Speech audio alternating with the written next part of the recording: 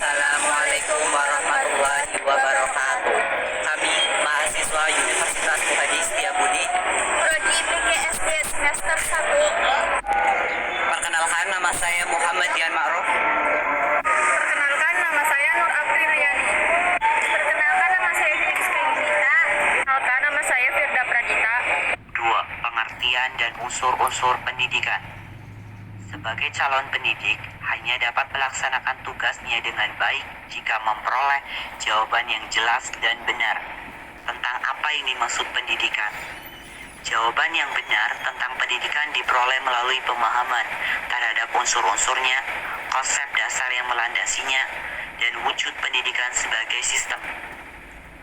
Pada kali ini, bab 2 ini akan mengkaji pengertian pendidikan dan unsur-unsur pendidikan. Pengertian pendidikan. 1. Batasan tentang pendidikan. Batasan tentang pendidikan yang dibuat oleh para ahli beraneka ragam dan kandungannya berbeda-beda, yang satu dari yang lain. Perbedaan tersebut mungkin karena orientasinya, konsep dasar yang digunakannya, dan aspek yang menjadi tekanan atau falsafah yang melandasinya. A. Pendidikan sebagai proses transformasi budaya. Sebagai proses transformasi budaya, pendidikan diartikan sebagai kegiatan pewarisan budaya dari satu generasi ke generasi yang lain. B. Sebagai pendidikan proses pembentukan pribadi. Sebagai proses pembentukan pribadi, pendidikan diartikan sebagai suatu kegiatan yang sistematis dan sistemik terarah kepada terbentuknya kepribadian peserta didik. C. Pendidikan sebagai proses penyiapan warga negara. Pendidikan sebagai penyiapan warga negara diartikan sebagai suatu kegiatan terencana untuk membekali peserta didik agar menjadi warga negara yang baik. D. Pendidikan sebagai penyiapan tenaga kerja. Pendidikan sebagai penyiapan tenaga kerja diartikan sebagai kegiatan membimbing peserta didik sehingga memiliki bekal dasar untuk bekerja. E. Definisi pendidikan menurut Garis Besar Haluan Negara tahun 1988 memberikan batasan tentang pendidikan nasional sebagai berikut. Pendidikan nasional yang berakar pada kebudayaan bangsa Indonesia dan berdasarkan Pancasila serta Undang-Undang Dasar 1945 diarahkan untuk meningkatkan kecerdasan serta dapat memenuhi kebutuhan pembangunan nasional dan bertanggung jawab atas pembangunan bangsa. 2. Tujuan dan proses pendidikan. Tujuan pendidikan menurut gambaran tentang nilai-nilai yang baik, luhur, pantas, benar, dan indah untuk kehidupan. Pendidikan memiliki dua fungsi, yaitu memberikan arah segenap kegiatan pendidikan dan merupakan sesuatu yang ingin dicapai oleh segenap kegiatan pendidikan. B. Proses pendidikan. Proses pendidikan merupakan kegiatan mobilitas segenap komponen pendidikan oleh pendidik terarah kepada pencapaian tujuan pendidikan. Kualitas proses pendidikan mengejala pada dua segi, yaitu kualitas komponen dan kualitas pengelolaannya. Pengelolaan proses pendidikan meliputi ruang lingkup makro, meso, mikro. Adapun tujuan utama pengelolaan proses pendidikan yaitu terjadinya proses belajar dan pengalaman belajar yang optimal. 3.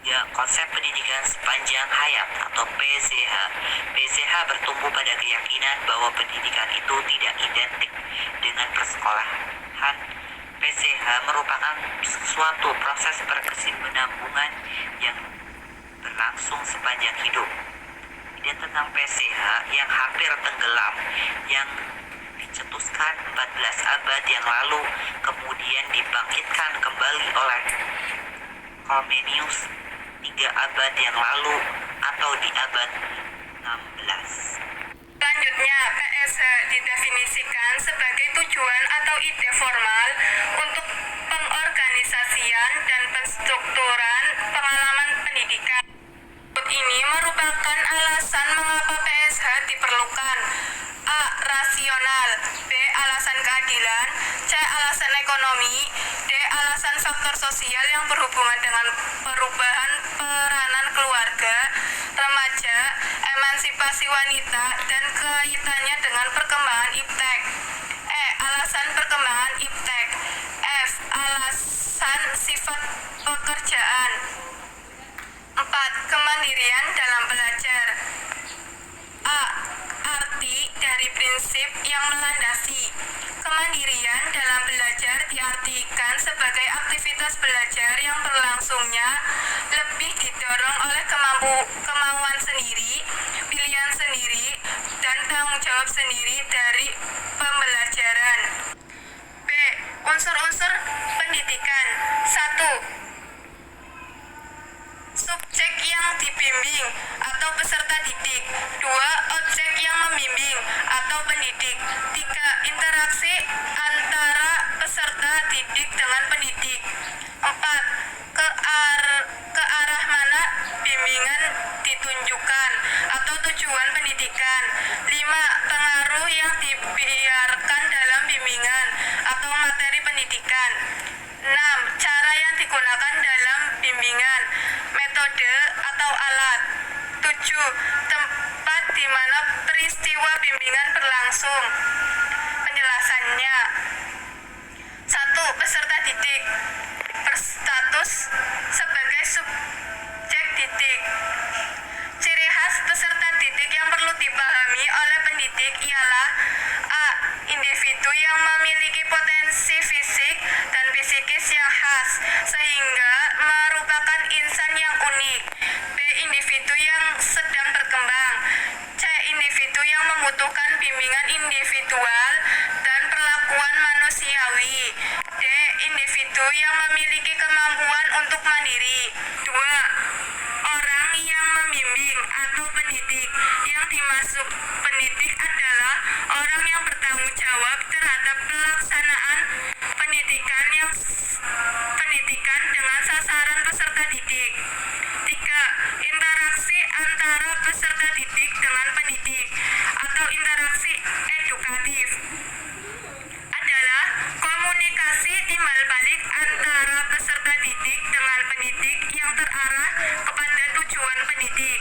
Pencapaian tujuan pendidik secara optimal tertempuh melalui proses komunikasi intensif dengan manipulasi isi, metode, serta alat-alat pendidikan. Bimbingan ditujukan atau tujuan pendidikan. Alat dan metode. Alat dan metode diartikan sebagai segala sesuatu yang dilakukan ataupun diadakan dengan sengaja untuk mencapai tujuan pendidikan. Tempat peristiwa bimbingan berlangsung atau lingkungan pendidikan. Lingkungan pendidikan biasanya disebut pusat pendidikan, yaitu keluarga, sekolah, dan masyarakat. Pendidikan sebagai sistem. 1. Pengertian sistem.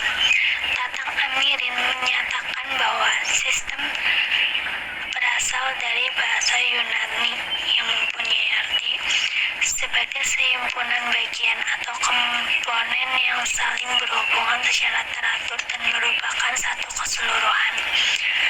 2. Komponen dan saling hubungan antara komponen dalam sistem pendidikan. Pendidikan sebagai sebuah sistem terdiri dari sejumlah komponen. Hubungan sistem pendidikan dengan sistem lain dan perubahan kedudukan dari sistem-sistem pendidikan dapat dilihat dalam ruang lingkup makro. 4. Pemecahan masalah pendidikan secara sistematik. Cara memandang sistem. Perubahan yang tidak lain dari perubahan cara memandang ruang lingkup suatu sistem atau dengan kata lain ruang lingkup suatu permasalahan. Masalah berjenjang. Semua masalah tersebut satu sama lain saling berkaitan dalam hubungan sebab akibat, alternatif masalah, dan latar belakang masalah. Analisis sistem pendidikan. Penggunaan analisis sistem dalam pendidikan dimaksudkan untuk memaksimalkan pencapaian tujuan